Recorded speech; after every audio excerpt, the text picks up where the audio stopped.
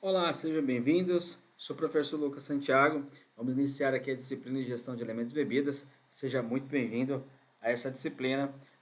Venham nessas 4 encontros com vocês. Vou colocar o máximo de prática possível que eu venho de mercado. Trabalho com gastronomia há mais de 30 anos. Tive a possibilidade de passar por diversos tipos de estabelecimento, cafeterias, confeitarias, padarias, iate de turismo, hotéis, enfim. Então, nesses 4 encontros, eu vou fazer na medida do possível, colocar tudo que tive em prática também na teoria, colocar aqui para que vocês possam ter aí o maior, vamos dizer assim, êxito possível na sua jornada profissional e acadêmica.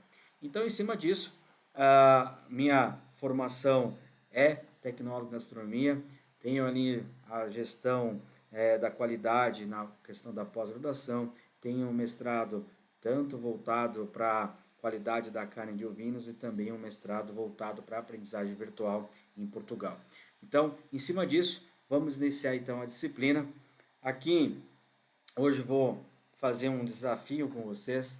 A gente vem nos últimos 30, 40 dias vários, vamos dizer assim, contextos, né, de fatores externos que vem acontecendo aqui no Brasil. E isso é importante a gente estar conectado como gestor de qualquer tipo de negócio de alimentos e bebidas, a gente deve estar conectado com o mercado financeiro e econômico, que vai interferir no nosso dia a dia, vai interferir no nosso negócio. Quanto mais conectado e antecipar essas possibilidades, vamos dizer assim, de problemas, melhor administração possível, a gente vai ter um impacto, mas um impacto muito pequeno. Então, em cima disso, o tema da aula de hoje, a gente vai falar sobre os principais desafios, né, para gestores de restaurantes, né? Então, colocando aqui uma citação aqui, de Davis 2007, cabe ao chefe de cozinha e gestor de alimentos e bebidas algumas atividades essenciais, sobre, sendo sobre as suas responsabilidades liderança, motivação, treinamento, coordenação dos funcionários, orientação de metas, solução de problemas e metas e implementação de metas. Então são bastante atividades que cabe ao gestor, ao chefe de cozinha ali. E eu digo mais que além de tudo isso, eu digo que por experiência prática, acho que uma das principais habilidades que um gestor deve ter é solução de problemas. Por quê? É diverso, são desde o micro ao macro que se tem o dia a dia. O que vai fazer a reduzir eles é quanto mais organizado, quanto mais otimizado os processos, quanto mais claro isso, menor vai ser o impacto no dia a dia. Então, a gastronomia, de uma forma geral, quando eu falo gastronomia, quando eu falo restaurantes, tá, gente? Engloba aqui todos os nichos, né? Tem uns que são mais, vamos dizer assim, sofridos, outros mais tranquilos, mas todos têm problema. Não existe nenhum empreendimento que é um mar calmo, né? Todos eles têm problema. Então a gente cabe a cada um deles a gente entender, compreender e colocar em prática algumas ações, vamos dizer assim, para minimizar, deixar mais leve a gestão e deixar o ambiente de trabalho ele mais fluido, tá? Então isso é bem importante ali no dia a dia. E aqui, né, de cada 10 restaurantes tem dificuldade em contratar funcionários, segundo a Associação Nacional dos Restaurantes lá em 2022. Aí eu pergunto, né, 70% dos restaurantes têm dificuldade em contratação. Fazendo algumas reflexões, pedir para vocês agora, né, por que será que isso vem ocorrendo, né? Como sair dessa estatística? Então, isso é um dos principais gargalos. Eu venho de várias aí, vamos dizer assim, congressos e eventos, agora recente também, participei de um congresso e que a gente mais escuta, né, dos chefes, dos gestores, é a reclamação da ausência ou falta de mão de obra. Aí eu vou jogar aqui uma pergunta para vocês. Será que está faltando mão de obra? Será que realmente falta? Ou é uma falta de estratégia ou ausência de estratégia para o meu segmento, para o meu negócio, conforme a minha cidade e região? Lembrando que o Brasil é muito grande, tem as suas culturas, características, enfim, mas eu acredito muito que nada é impossível de se ajustar. Mas fica aqui uma dúvida, uma pergunta para vocês. Será que realmente é tão difícil? né? Então, e fazer essa reflexão, por que isso ocorre, essa ausência de mão de obra qualificada ou treinada que assim tanto querem ou almejam, né? Fazer algumas reflexões aqui, tá? Obviamente, em cima disso, então, desenrolando algumas situações aqui, a gente para pensar. Eu tive a oportunidade de participar de diversas contratações, de inaugurações de empreendimentos, de consultorias, enfim, e a gente vê várias falhas, né? E essas falhas, ela vem desde a captação, a forma que esse recrutamento é feito, né? Muitos colocam de qualquer jeito um anúncio, coloca lá numa rádio, de uma forma, enfim, muito informal, ou até palavras chulas, vamos dizer assim, né? Coloca em jornais não adequados, enfim. Então, a captação para os candidatos em si, fazer a entrevista, né, fazer a seleção ali, ela já começa, vamos dizer assim, quadrado, começa errado, né? Então, tem que parar para pensar que a forma que você faz a captação é a qualidade da tua seleção, do teu banco de dados, do teu banco de currículos, né? Então tem que fazer bem feito, se esmerar. Se você não sabe fazer, procure ajuda. Tem especialistas na área hoje que são especialistas em só faz isso. É o know-how deles, é o que eles sabem fazer. Então, às vezes fala assim, pô, investi 1.000, 2.000, 3.000 reais, mas se investisse 3, 4.000 reais, às vezes é mais barato do que você ficar trocando funcionário a cada 30, 40 dias, porque o custo de rescisão é elevado. E esse custo de rescisão, para quem está começando, ele pesa muito no fluxo de caixa. E o que é fluxo de caixa? O fluxo de caixa é aquele dinheiro que você tem para manter a rotina do restaurante semanalmente para pagar os fornecedores. E chegar no final do mês, com as vendas, né, despesas versus receitas, enfim, você vai pagar lá seus funcionários, o que sobrar é lucro. Então, se você tem muita saída de dinheiro para fazer rescisão e pouca entrada porque o mês foi chuvoso, enfim, deu vários problemas externos que não está no nosso meio, você vai ter problema financeiro e você vai ter dificuldade para fazer a tua gestão do teu negócio. Tá? Então, o carinho, né, pela captação, a forma, layout, comunicação, LinkedIn. Mas LinkedIn é besta fazer, eu tenho uma pastelaria, sei lá, uma confeitaria. Gente, LinkedIn é uma coisa profissional, mostra que você é organizado.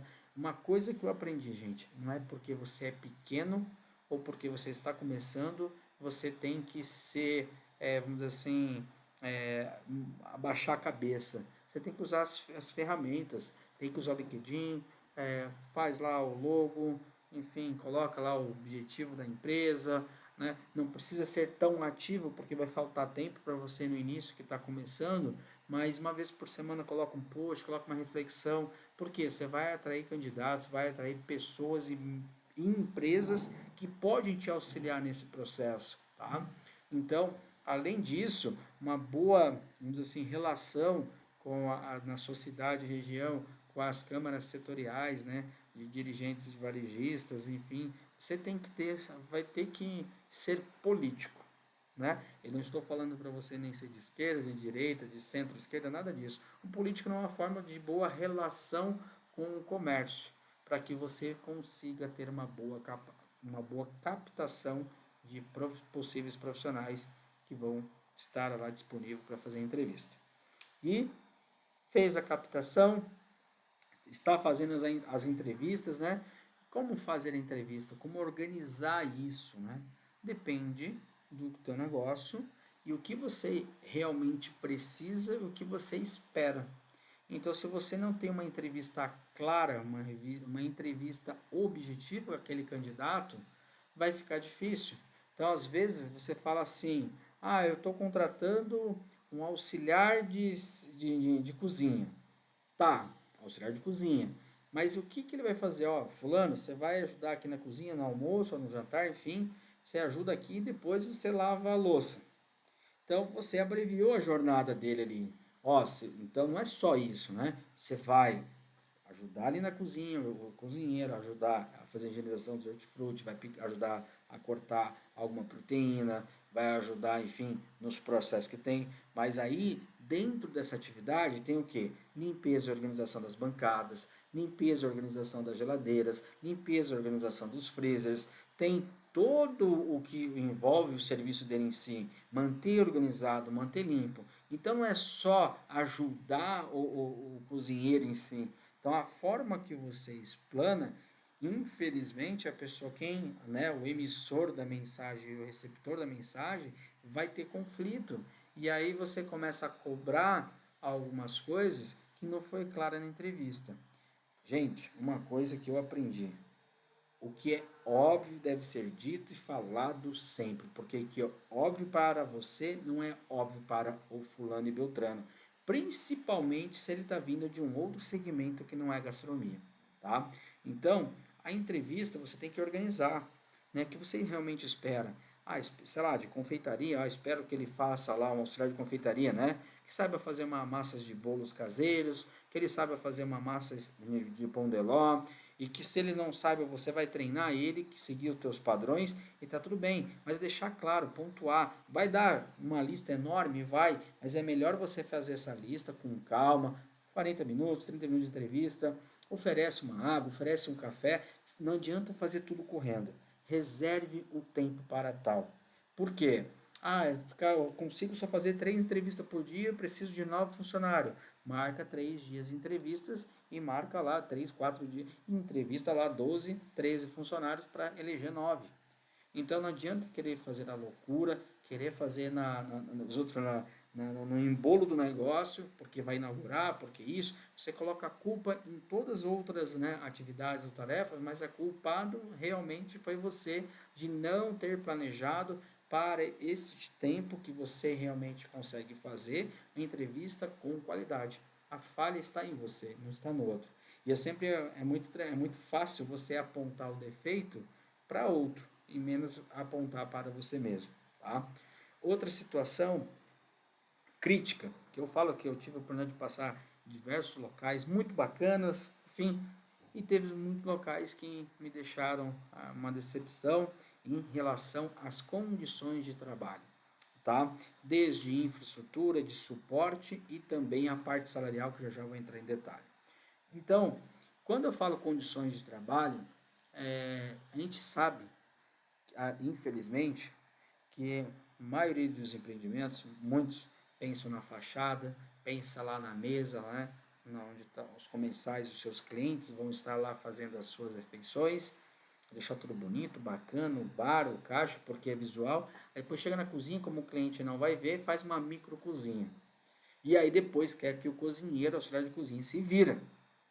Gente, o cardápio que você vai vender, ele interfere na infraestrutura do negócio. Não adianta você querer ter um cardápio extenso, cheio de, enfim, de processo, com uma cozinha muito pequena, que é limitada, que vai atrasar os pratos, vai gerar reclamação. Aí o que acontece? Você vai ficar cobrando o cozinheiro, vai ficar apertando, apertando, apertando, ou seja, vai trabalhar sob estresse toda a tua equipe, então, ou seja, as condições de trabalho que você entregou de infraestrutura é aquém do cardápio, e aí você quer que o cara faça milagre. Simples assim, vai ter muita troca de funcionário. Então, quando você for pensar no teu negócio, nas condições de trabalho, pense realmente naquilo que quanto que você pode investir, quanto que se você tem um limite, um teto lá, 100, 150 mil, 80 mil reais, 50 mil, enfim, não importa o valor, mas em cima daquele valor de investimento, em cima do espaço da cozinha, do espaço físico que você tem, o que realmente você consegue entregar com qualidade, num tempo justo de espera, de um tempo de maior de movimento. Então você tem que colocar no papel o planejamento do teu restaurante, do teu negócio. Então, não queira que você entregar pratos ou produtos em tempo, vamos dizer assim, recorde, sabendo que a tua cozinha não está preparada para tal. Eu estou falando de infraestrutura física, né? Mas, além disso, a gente vai para a parte de infraestrutura de equipamentos mesmo, tá? E de utensílios. Não tem panela, não tem frigideira. Compra lá 3 frigideiras, 3 panelas, isso aqui que é o cara cozinha. Meu, 3 frigideiras num restaurante serve para nada. Dependendo do restaurante, usa 20 frigideiras, dependendo da noite, 20 frigideiras não dá conta, tem que ficar lavando. Então tem que ter um auxiliar de serviços gerais para poder ficar lavando constantemente a louça do salão e as panelas que estão ali. E aí que vai né, o calcanhar de Aquiles. Esta pessoa que fica só higienizando panela é um serviço repetitivo, é um serviço pesado e é um serviço demorado. Então, se você tem uma infraestrutura na parte da higienização das louças pequena, que fica tudo montuado, tudo bagunçado, a pessoa vai se esgotar muito rápido. Você não vai ter gente mais para trabalhar ali. É questão de 2, 3 meses, aquele cara que começou já vai picar, vai pedir para sair. E aí vai ter muita troca de funcionário. Aí eu pergunto, você trabalharia ali, nesse local? Talvez não. Então, o que você tem que parar para pensar? De condições de trabalho, de infraestrutura física, de infraestrutura em questão de equipamentos e utensílios adequados para poder entregar aquele cardápio que você tanto almeja, enfim, planejou, para que todos aqueles funcionários que estão ali sejam realmente tratados como deveriam, que você gostaria de ser tratado no seu dia a dia. Eu não estou falando para, como é que fala, passar a mão na cabeça do funcionário, não, mas tem que se colocar no lugar do próximo. Porque o que acontece? Eu tive, no fim, não posso citar nome, mas eu trabalhei em uma rede de hotéis que as panelas todas eram aquelas panelas de baixa qualidade e as panelas, o fundo era totalmente abaloado. O que acontece? Você não conseguia cozinhar sem ficar segurando a panela. Aí como é que você ia fazer enquanto está fritando uma coisa ali? Como é que você ia picar uma cebola, picar um cheiro verde, alguma coisa? Ou até, às vezes, dar uma ajeitada ali na proteína que talvez não está no corte bacana, tinha que cortar a gordurinha lá para não enrugar o bife, enfim. Você não conseguia porque tinha que ficar segurando o cabo da panela. Olha o cúmulo do absurdo. E não trocaram aquelas panelas por um bom tempo. E também sabe, faca de trabalho, né? Faca de corte, faca de filetar. Não ter faca, você tem que levar faca de casa para poder trabalhar. Tudo bem, eu entendo que tem as facas que cada um gosta, mas gente, me ajuda aí, né? Você tem que dar o mínimo de ferramenta de trabalho e para que você também possa cobrar organização. E a organização de cozinha, de salão, dos setores em si, são das pessoas que você contratou lá na entrevista. Então, se você faz uma captação de pessoas ruim, de candidatos, a tua seleção vai ser ruim, a tua equipe vai ser ruim, então tudo vai ser ruim. Então, o início teu de captação, né, de possíveis candidatos, ela tem que ser muito boa, tem que ser melhor possível, para você realmente fazer o filtro ali, para você sofrer menos no processo operacional do dia a dia, tá? E quando eu se falo da questão salarial, aí que está um grande problema. Eu sei que existe o teto no mercado do comércio que tem as cidades, o teto de comércio do shopping center, para quem não sabe, shopping center, cada shopping center tem um teto mínimo que eles colocam, tem também a questão de algumas gratificações que o shopping cobra em relação à venda, à assiduidade. Shopping é um mundo à parte, tá? Então vocês precisam compreender um pouquinho em relação a isso. Sugiro até que para quem está iniciando a gastronomia, que nunca trabalhou em shopping, pelo menos trabalhar uma temporada aí, 6 meses, para poder entender isso que eu estou falando, que é extremamente importante para a carreira de vocês. E quando a gente vem para a parte de questão salarial, aí é aquele velho ditado, para quem paga é muito, para quem recebe é pouco, né? Então a gente precisa ter um consenso, né? Em cima daquele local, aquele espaço que você alocou, você tem que fazer uma projeção de receitas mensais. Quanto é que eu posso faturar? A estimativa é, sei lá, 200 mil, 150 mil, 120 mil. Enfim, você tem que fazer uma projeção financeira de receita. Quanto que você vai gastar a tua despesa mensal? Quanto que realmente vai ser seu lucro líquido, né? Enfim, após pagar todas as despesas, enfim, ali. Então você tem que fazer um planejamento e parar para pensar que se você não pagar ter um salário, vamos dizer assim, atrativo e diferenciado, e até mesmo com alguns benefícios, vai ficar difícil, porque toda cidade, né, vamos dizer assim, toda região, melhor dizendo, existe outras indústrias e empresas que dão esses benefícios, né, de vale alimentação, de plano de saúde, e que a maioria dos restaurantes, né, eu digo que mais de 90% não dá plano de saúde, não tem condições de absorver, né, mas não tem condições de absorver, não é porque não quer, é porque está faltando planejamento, não está faltando a negociação com a, vamos dizer assim, com a incorporadora ali da saúde, ver o que é possível, o que é possível ajustar no preço, o valor percebido do teu produto que você entrega com o teu cliente, você tem que fazer pesquisa de mercado, porque tem vários cases que, enfim, que a gente conhece aí, justamente, por exemplo, eu conheço aí de uma pastelaria que ela fazia um formato de um pastel um pouco diferente, super movimentado, e o dono achava que o pastel que ele vendia, que tinha um alto fluxo de vendas, ele achava que era pelo formato.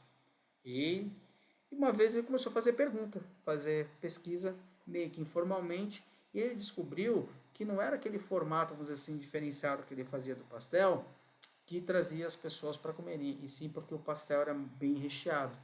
Então, e detalhe, esse formato que ele fazia do pastel era muito moroso, demorava para fazer, aí atrasava um pouco os demais pedidos. O que ele fez? Sabendo que os clientes dele iriam lá por culpa da quantidade de recheio e pelo valor percebido era barato, o que ele fez? Fez o valor, o formato, voltou a fazer o formato tradicional de pastel, manteve a quantidade de recheio, mas agilizou o processo de vendas para poder vender mais e conseguir ter uma receitas, vamos dizer assim, receitas de vendas mensais maior, aumentar um pouco o lucro dele e conseguir repassar isso para a equipe. Então, gente, olha como que você fazer uma pesquisa com seus clientes para você ver a questão, como é percebido os seus produtos, como é vendido, valor, forma, tempo, porque você muitas vezes acha uma coisa e a tua clientela está indo no teu estabelecimento por outro motivo. E aí é onde que você precisa explorar, ok? Então isso aqui é extremamente importante para que vocês possam compreender da melhor maneira possível.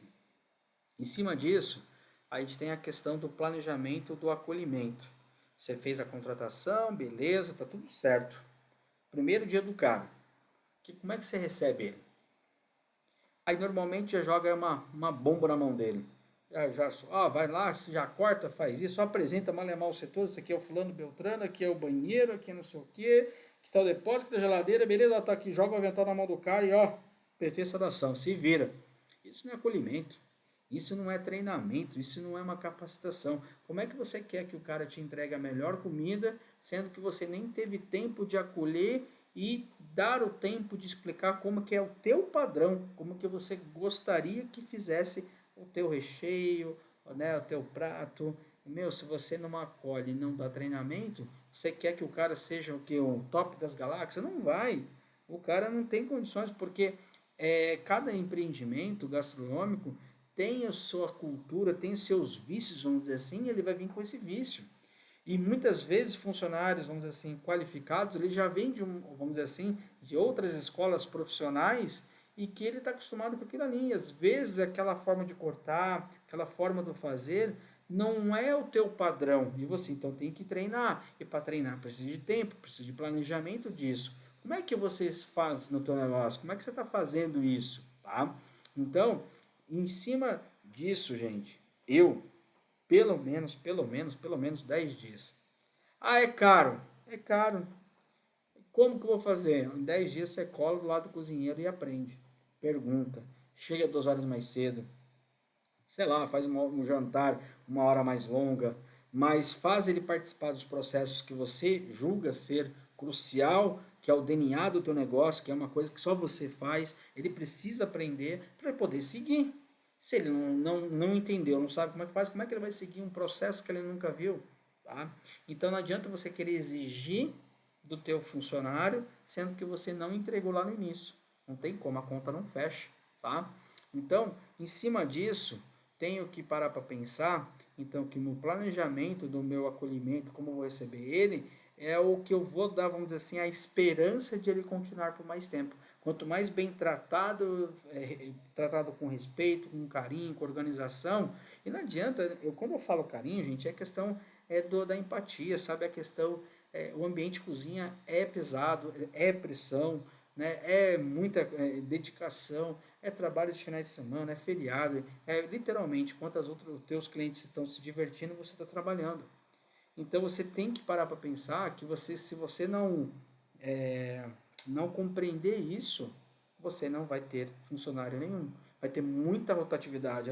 Aí volta o que eu falei lá no início aqui da aula. Você vai ter uma rotatividade muito alta de funcionário, vai ter muitas rescisões de trabalho e o teu fluxo de caixa vai passar pela tua mão e você não vai ter, vamos dizer assim, fluxo financeiro para sustentar isso. O teu empreendimento vai ficar insustentável, tá ok? Em cima disso, né, coloquei quais benefícios, né, folgas, né, o que você vai entregar então de diferencial, né? Ah, vai dar uma bolsa de estudo, como que você vai fazer essa bolsa de estudo? É 20%, 30%, 40%, 50%? Vai pagar 100%? Vale a pena?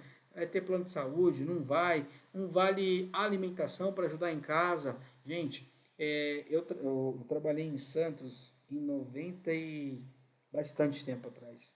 96, 97, 1996, 1997, eu trabalhei num restaurante de um português espanhol, por incrível que pareça, que eu recebia, eu lembro exatamente, tenho guardado o lerite até hoje, eu guardo todos os lerites ali, e eu tenho ali auxílio de lavação de uniforme.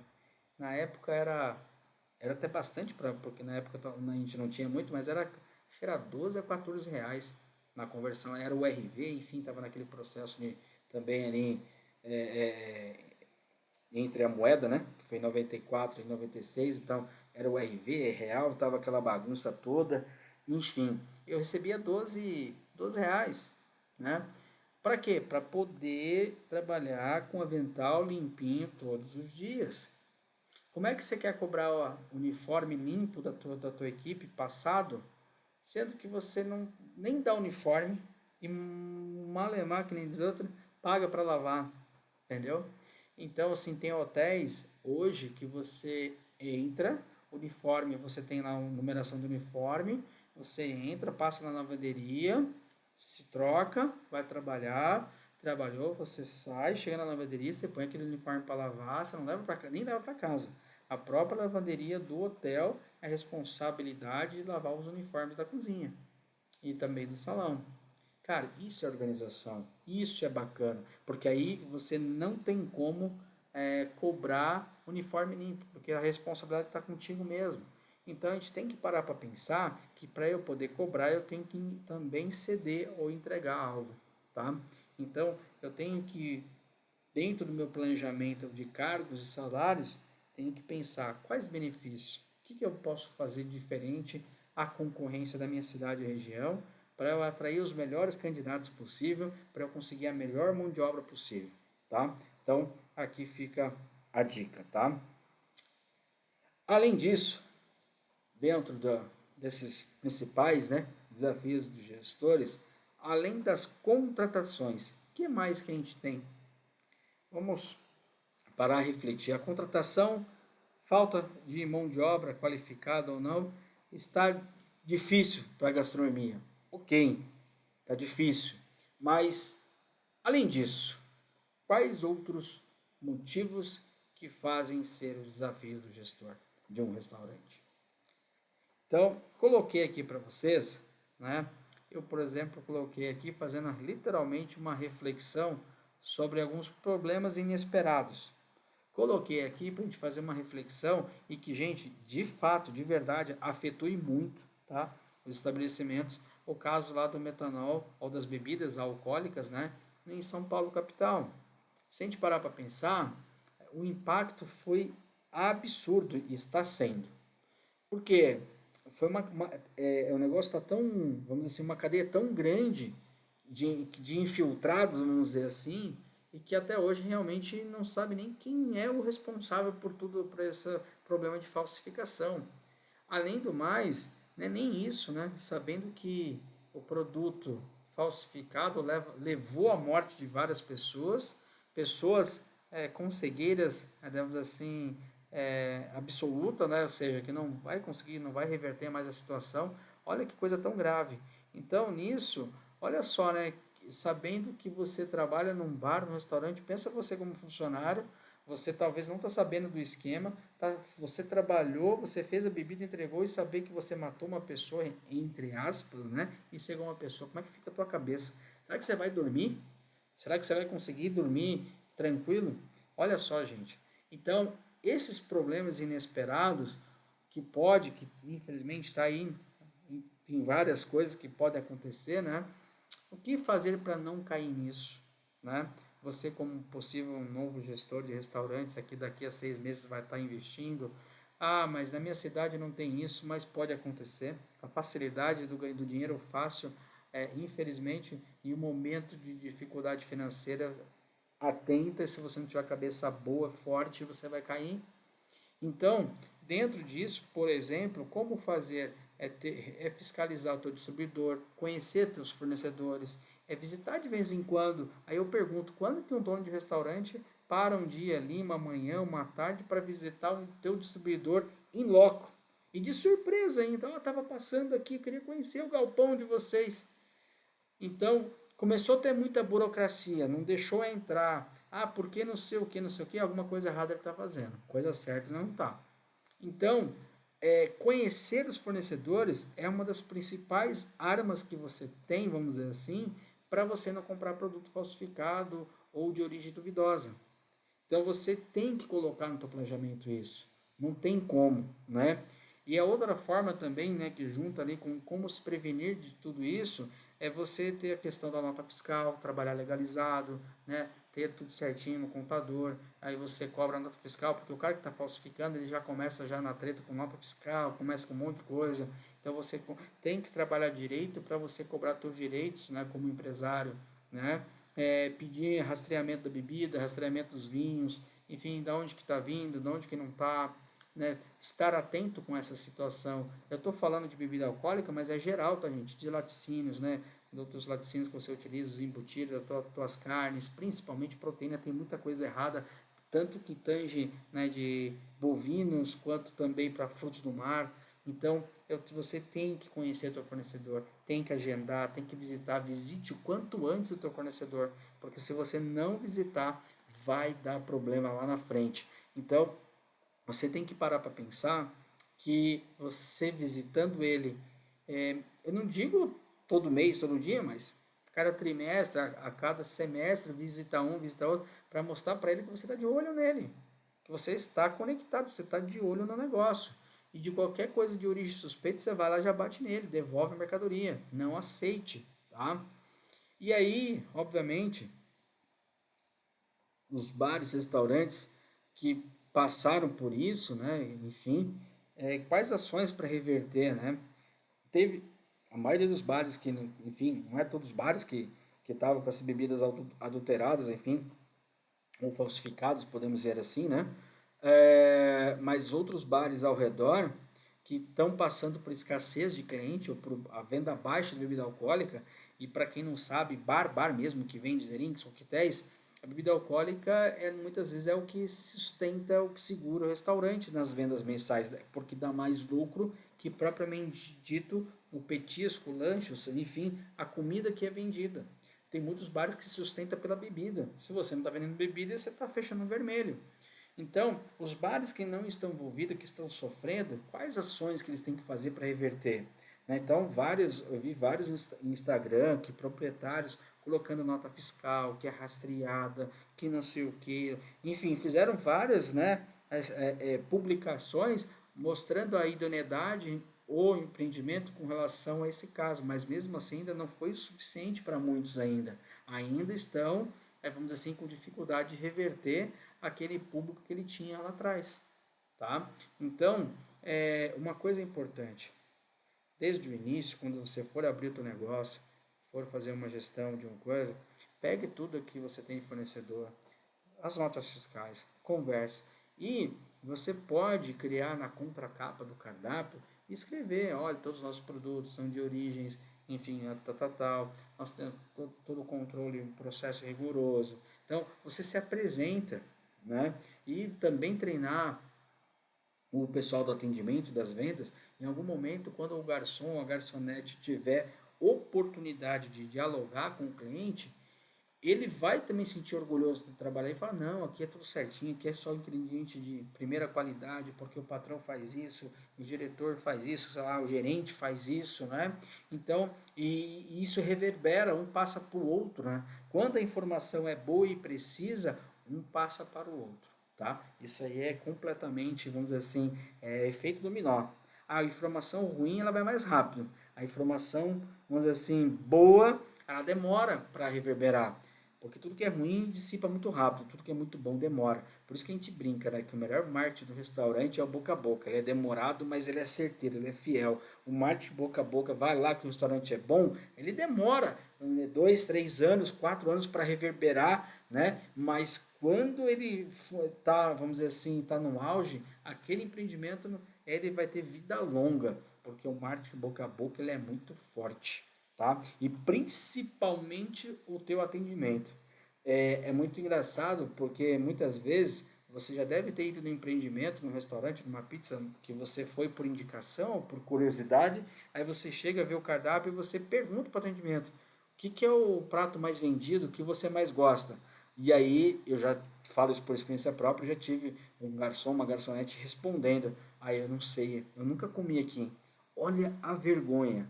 Olha a vergonha que você tem. Então, gente, treinamento, pessoal de cozinha, de atendimento, uma coisa que eu sempre falo, o pessoal de atendimento, de vendas, ele só vende aquilo que ele conhece. Se ele não conhece, ele não vende. Então, ele tem que ter conhecimento de causa. Então, treine seus funcionários de acordo com o seu cardápio e faça eles conhecer o cardápio, conhecer não só no olho, mas gustativo, experimentar. Porque se ele falar assim, não, compra esse aqui que é top, porque o cliente vai naquilo que o garçom quer, o garçom vende aquilo que ele quer. E aí é a parte importante, porque se você precisa ter ações para reverter um cenário negativo de vendas, você tem que treinar mais o teu atendimento para ter com o poder de convencimento vender os pratos que te dá mais lucro, não aquele que mais vendido, que nem sempre o prato mais vendido é o que dá lucro. E na verdade, muitas vezes é aquele prato que vende menos. E eu tenho que fazer esse prato que vende menos, que me dá mais lucro, ele ser o mais vendido, para minha rentabilidade do empreendimento ser mais alta. Então, gente, uma coisa é fato, o restaurante você não está fazendo para você está fazendo para a sua clientela. Quem é teu público-alvo? Quem são os seus clientes? Então, se você não conhece o teu cliente, vai ficar muito difícil você ficar no mercado, tá? Em cima disso, né, como que o setor financeiro, né, deve estar preparado para esses imprevistos? Gente, uma coisa bem importante, tá? Em relação a essa situação de problemas negativos, baixa queda do movimento, os boletos vencem toda semana, você tem que pagar os fornecedores, etc. Então, o que você tem que fazer? Quando você tem um empreendimento da lucro, o lucro não é para você gastar que nem um maluco, o lucro é para você guardar, fazer um bom caixa para quando der esses imprevistos, você ter verba, fluxo financeiro para ir pagando. Porque dentro do teu do planejamento financeiro, da parte de despesas, tu vai colocar o teu prolabore, se você é o investidor, se você é o dono que trabalha lá, vai colocar o teu prolabore. Ah, quanto que é o teu prolabore? Quanto você precisa para poder pagar o mínimo de despesa tua de casa lá, se você paga aluguel, não, enfim, eu preciso ganhar 3.500 por mês, 4.000 reais por mês, porque isso daqui já me basta, pago meu, enfim, além minhas despesas básicas. Ok, você vai colocar no plano financeiro e carga os salários lá, 4.000 reais de prolabore. Então, o que acontece? Dentro da precificação, o produto vendido, ele vai ter que pagar o teu salário, porque você é um funcionário igual, tá? E o lucro é para você justamente guardar e reinvestir no próprio negócio. E é óbvio que vai chegar num ponto que você vai ter um caixa bom, que aí esse caixa bom, metade você deixa, metade você investe no outro negócio, uma coisa particular, um imóvel, um terreno, é assim que funciona. Agora, infelizmente, a maioria dos empreendimentos não guarda o lucro para imprevisto. Já sai estourando, já faz financiamento de carro, de moto, enfim, já sai fazendo tudo os outros sem planejar. Então, esses lucros têm que ser guardados, tem que estar planejado. Por isso que você deve estar conectado com o mercado, vamos dizer assim, econômico e financeiro. Ok? Em cima disso, né, se esses todos os desafios, né, se não forem superados, o que poderá acontecer com o empreendimento? Né? entrar para a estatística do Sebrae, ao qual foi o início da aula, né? Ou seja, de cada 10 empresas que abrem, apenas 3 conseguem superar um ano de vida. Você vai fechar as portas. Infelizmente, não sou eu. Eu falo assim que o varejo, o comércio de um restaurante, enfim, alimentos e bebidas, ele é muito acirrado, muita disputa, enfim, tem aqueles empreendimentos que trabalham certinho, que pagam os impostos, aí tem os concorrentes indiretos que não tem isso, que não paga imposto, que não paga nada, enfim, mas é um concorrente e às vezes faz até comida boa, tá? E às vezes o consumidor final nem está muito preocupado com isso, por isso que você deve treinar muito bem a tua equipe de atendimento para mostrar para ele que você é uma empresa séria, que paga imposto, que tem ingredientes nobres, ingredientes de procedência e por isso que o teu pastel, a torta, tua pizza tem um valor agregado, beleza? Combinado? Então, infelizmente, você vai ter que se organizar. Ou se organiza ou fecha as portas, tá? Então, coloquei aqui o que tem que fazer então para minimizar tudo isso que eu venho falando aqui na aula de hoje. Estar atento às novas oportunidades, né? Ou seja, quando eu falo novas oportunidades, novos negócios, novos nichos, né? Até mesmo a questão de uma crise. Está tendo crise. Que crise que é essa? Poxa, o que eu posso surfar? Até eu brinco, né? Enquanto um chora, o outro vem de lenço. Então é uma crise, tá? O que eu posso fazer para poder pegar essa crise, surfar a onda, vamos dizer assim, e potencializar o meu negócio? Então tem que estar atento a essas oportunidades de negócio, né? Tenho que estar conectado na medida do possível com o mercado financeiro e economia, porque ele pode me dar um indicativo de uma crise, uma coisa que às vezes nem é uma crise direta no meu empreendimento, vamos dizer assim, no meu segmento de gastronomia, mas dá numa crise, enfim, em outro segmento, em outra área, outro setor, mas que pode impactar o meu negócio, né? Então por isso que tem que estar conectado o mínimo possível. Enxergar o marketing como investimento e fortalecimento da marca do negócio. O marketing não é só postagem de Instagram e de Facebook, né? O marketing é tentar entender como que você pode fixar a tua marca quando a pessoa for sair de casa, for para comer uma pizza, você ser lembrado, estar entre os 3 primeiros mais lembrados. Se você for uma pastelaria, mesma coisa. Se for uma churrascaria, mesma coisa. O marketing é você estar na cabeça do teu cliente a todo momento que ele for comer aquele produto. Tá? Você tem que chegar nesse nível. Planejamento financeiro estratégico do negócio tem que estar muito alinhado, tem que rever sempre, tem que estar sempre buscando melhoria no meu negócio, né? Porque tá bom, eu estou de boa. Tá bom, o que eu posso melhorar? Onde tem falha? Porque sempre é possível melhorar, tá? E, por fim, eu sempre falo que o jeito mais fácil de você ter uma receita mais ágil e melhor é treinar muito bem o teu atendimento, ou seja, vender mais para o mesmo cliente, porque você aumenta o ticket médio, aumenta a receita, com as mesmas despesas, o teu lucro é maior e o teu empreendimento fica muito mais saudável. Então, a aula de hoje, basicamente falando sobre justamente a questão da dificuldade da contratação, como que vocês podem fazer, e também abordei aqui sobre algumas crises, né, que pode acontecer, algo inesperado, que é o caso aqui das bebidas adulteradas, e como que você pode fazer para trabalhar e para sair fora. Então, eu sempre falo o seguinte: quanto mais conectado com o meu negócio, mais conectado com o mercado, o que está acontecendo, se torna mais fácil de fazer a gestão do meu restaurante. Tá ok, pessoal? Basicamente é isso. Meu muito obrigado. Até a próxima aula.